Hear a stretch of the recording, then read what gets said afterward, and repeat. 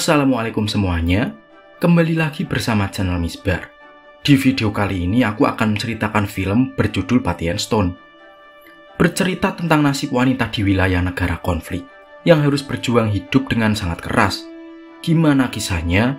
Sebelum lanjut, jangan lupa like, komen, share, dan subscribe ya sob. Aktifin juga notifikasi loncengnya, biar kalian gak ketinggalan video terbaru dari channel Misbar. Suatu hari di Afghanistan, terlihat seorang wanita yang sedang membasuh wajah suaminya di sebuah rumah sederhana. Dan wanita ini bernama Yolanda. Suaminya diketahui mengalami stroke.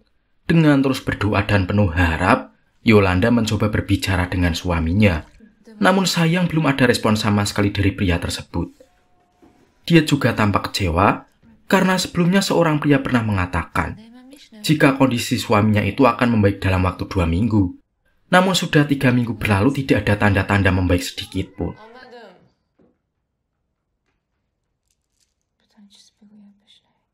Melihat cairan infus yang mulai habis, Yolanda lalu mendatangi apotik. Usaha untuk mendapatkan obat juga tidaklah mudah. Karena selain situasi yang tidak aman akibat konflik, ternyata Yolanda memiliki banyak hutang di apotik itu. Yolanda pun terpaksa pulang dengan tangan hampa, sehingga hanya air yang dicampur gula dan garam saja yang bisa dia berikan sebagai ganti cairan infus untuk suaminya.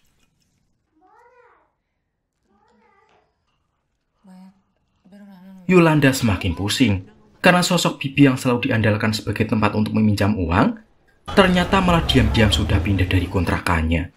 Saudara dari suaminya juga telah pergi entah kemana, seolah mereka semua tidak mau ikut dibuat repot. Dengan kondisi suami Yolanda yang tidak berdaya, mirisnya lagi tidak ada cukup uang bagi mereka untuk membeli air.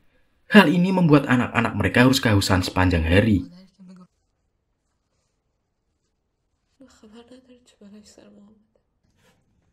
Besoknya seseorang datang ke tempat Yolanda dan berniat mengajaknya untuk berdoa.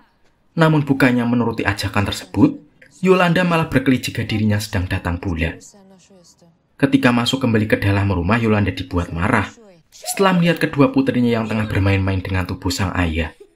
Dengan penuh kesalahan, wanita itu pun lalu menyingkirkan anak-anaknya dan kembali membetulkan saluran infus yang selama ini digunakan oleh suaminya. Dari sinilah perlahan terungkap bahwa ternyata pria tersebut sempat mendapatkan tembakan di leher bagian belakang dengan peluru yang masih bersarang di dalamnya. Namun anehnya dia masih tetap bisa bertahan hidup meski dalam kondisi yang tidak berdaya. Tak lama kemudian getaran hebat dirasakan. Sejumlah ledakan telah membuat orang-orang bergegas menuju ke ruang bawah tanah untuk berlindung. Sementara Yolanda hanya bisa membawa kedua putrinya dan meninggalkan suaminya sendiri yang masih tergeletak tak berdaya.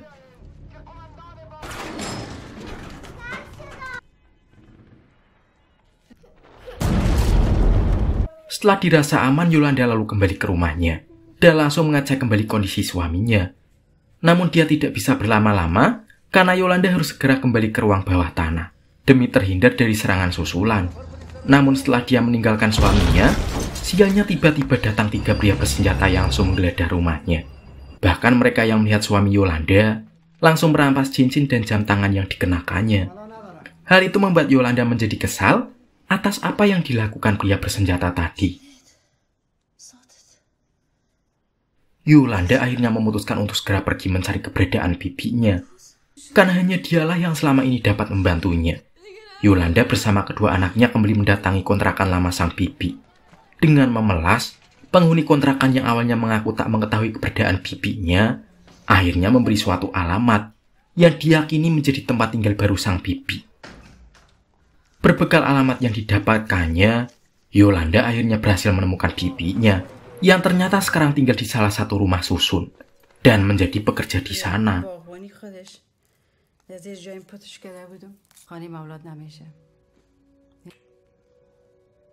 Sang bibi mengatakan bahwa alasannya kabur dari kontrakan lamanya karena bukan hanya kondisi perang atau kesulitan ekonomi saja, melainkan dia kabur karena telah menghabisi ayah mertuanya sendiri. Dia menceritakan bahwa sebelumnya dia pernah dinikahkan dengan seorang saudagar kaya. Namun karena sang bibi yang mandul, lalu dia pun dikirim ke rumah mertuanya.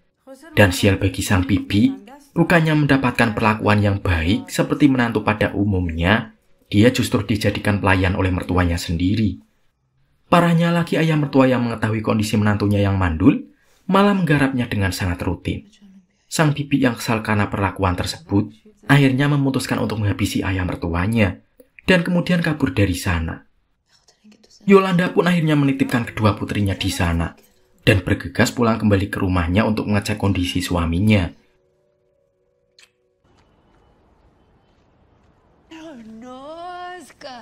Yolanda kembali mencurahkan isi hatinya, yang mengungkit lagi kisah lamanya di hadapan suaminya. Yolanda mengungkapkan kesalahannya, karena dari 10 tahun pernikahan mereka, sangat sulit untuk menghitung berapa kali mereka bisa menikmati waktu bersama, karena sang suami yang menjadi tentara, malah lebih disibukkan dengan tugasnya. Tidak hanya itu, Yolanda juga menceritakan kisah masa lalunya, di mana ayah kandungnya merupakan penggila burung puyuh, dan selalu saja mengadu burungnya itu di arena pertarungan puyuh. Namun kekalahan yang kerap dialaminya tidak lantas menghentikan kebiasaan buruknya itu. Yolanda juga menceritakan bahwa kakak perempuannya yang baru berusia 12 tahun sempat dijual oleh ayah mereka sendiri hanya karena kalah mengadu burung puyuh dan tidak memiliki uang lagi untuk membayar kekalahan tersebut. Karena terbawa emosi, Yolanda pun meluapkan kekesalannya dan amarahnya dengan mencabut selang infus dan meninggalkan suaminya begitu saja.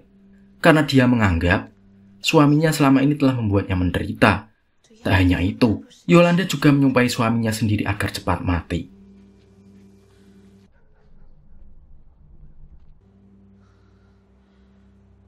Dia pun kembali ke rumah sang bibi dan menceritakan apa yang dilakukan terhadap suaminya kepada sang bibi. Keesokan harinya Yolanda kembali mendatangi suaminya. Dengan penuh rasa bersalah dia pun memandikan suaminya, sembari terus bercerita tentang keluh kesahnya selama ini.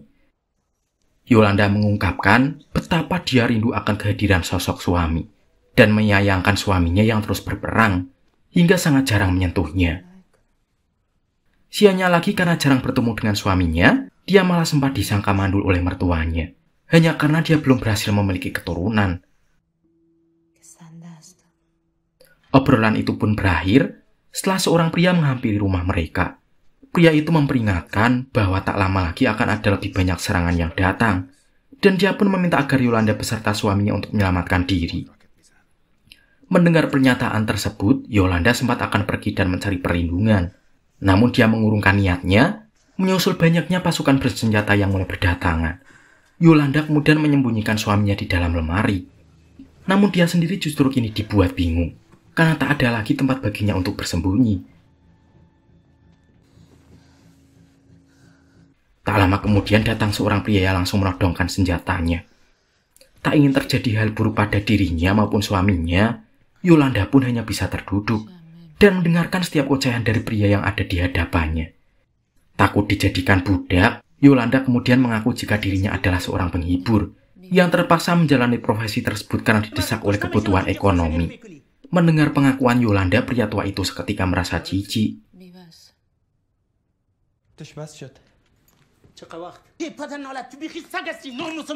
Keesokan harinya Yolanda yang baru terbangun langsung dikejutkan oleh pria bersenjata lainnya yang tiba-tiba saja datang dan memaksanya untuk segera melayani dirinya. Namun pria muda itu hanya mampu menggarap Yolanda beberapa detik saja. Meski begitu, Yolanda merasa sangat bersalah karena secara tidak langsung telah mengkhianati suaminya sendiri. Dia pun langsung mandi wajib untuk membersihkan kembali tubuhnya yang telah ternodai. Setelah selesai mandi, Yolanda hanya bisa termenung meratapi nasibnya. Namun anehnya dia malah mulai terpikirkan tentang hasratnya, yang selama ini tak bisa dilampiaskannya. Bahkan wanita malang itu sempat mengungkapkan, jika dulu dirinya sampai harus melampiaskan sendiri, hanya karena suaminya yang terlalu sibuk berperang. Dia juga teringat kembali akan perkataan bibinya, yang menyebut bahwa para lelaki yang tak tahu cara bercinta dan tidak tahan lama hanya akan melampiaskannya dengan berperang, seperti suami Yolanda dan pria muda bersenjata tadi. Meski sempat merasa risih dengan apa yang dilakukan pria muda tadi, namun dengan uang yang diberikan olehnya, akhirnya Yolanda bisa kembali membeli air dan obat-obatan untuk suaminya.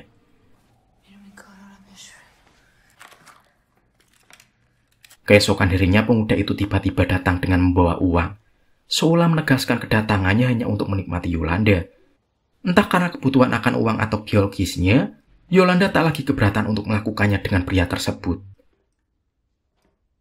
Setelah selesai bersenang-senang dengan pemuda tersebut, Yolanda kemudian menceritakan apa yang telah dia lakukan di hadapan suaminya, seolah dia benar-benar telah mendapatkan kesenangan lagi. Setelah sekian lama tak mendapatkan kasih sayang dari suaminya sendiri. Terlebih lagi dia juga mengagumi sosok pemuda tadi, yang begitu menurut dengan apa yang dia ajarkan dengan berbagai gaya. Di hari berikutnya saat Yolanda kembali pulang ke rumahnya, mendadak dibuat kaget dengan kondisi pagar yang telah diperbaiki. Dan itu ternyata perbuatan dari pemuda yang sempat bersamanya.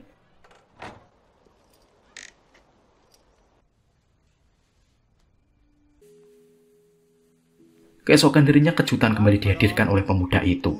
Kali ini sebuah bingkisan berisi makanan dan perhiasan, yang membuat Yolanda menjadi semakin tergila-gila dengan sosok pemuda tersebut. Dia yang menyadari akan kedatangan pemuda itu, kemudian langsung merias wajahnya dengan mengenakan pakaian seksi, seakan-akan dia benar-benar bersiap, menanti kedatangan pemuda yang telah memikat hatinya. Sembari menunggu kedatangan pemuda itu, Yolanda kembali mengungkapkan rahasia besar, yang selama ini telah disimpannya rapat-rapat. Di hadapan suaminya dia menuturkan bahwa kedua putri mereka bukanlah darah daging dari suaminya itu. Dia mengatakan bahwa saat dirinya dituduh mandul, saat itu juga ibu mertuanya ingin menjodohkan anaknya itu dengan wanita lain. Tapi Yolanda tak ingin kehilangan suaminya, dan selalu menceritakan masalahnya tersebut dengan bibinya. Melalui ide cemerlang sang bibi, Yolanda dipertemukan dengan seorang pria yang disebutnya dengan dukun. Padahal nyatanya pria itu adalah mucikari dari bibinya. Sang bibi pun mengatakan pada mertua Yolanda bahwa dukun yang dibawanya bisa mengobati kemandulan, dan tak sulit baginya untuk membuat Yolanda menjadi hamil. Melalui beberapa kali pertemuan dengan banyak pria, Yolanda digauli oleh pria yang tidak diketahui identitasnya, hingga kemudian dia pun hamil, dan terlahirlah anak pertamanya. Hal yang sama juga yang telah membuat Yolanda hamil untuk kedua kalinya. Namun sampai sekarang, dia sama sekali tak mengetahui apakah yang menghamilinya adalah pria yang sama atau bukan, karena dia melakukannya dengan puluhan pria. Secara ajaib suami yang lama tak sadarkan diri tiba-tiba saja membuka matanya, seolah dia mendengar semua apa yang diceritakan istrinya, termasuk dengan rahasia besar dari anak-anak mereka. Dengan penuh amar suaminya berusaha meluapkan kesalahannya pada Yolanda. Namun apalah daya tubuhnya yang masih lemah, hanya bisa sekedar memegangi leher istrinya saja.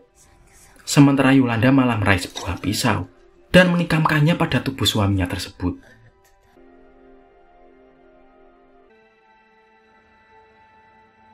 Pemuda idaman Yolanda pun datang dan hanya bisa terdiam melihat kejadian yang ada di hadapannya. Sementara itu Yolanda yang baru saja menghabisi suaminya tampak tersenyum, seolah kini dia telah bebas dapat melakukan apapun dengan pemuda tersebut. Kemudian cerita film kali ini pun selesai.